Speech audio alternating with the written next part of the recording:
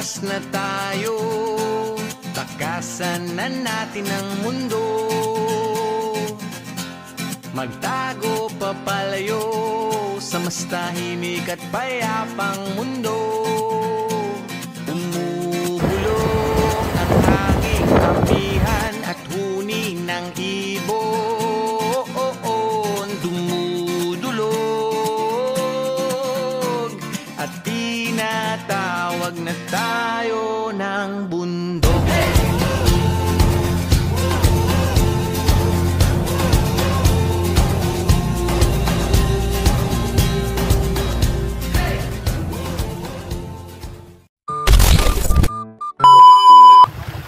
Layo kasi pa to.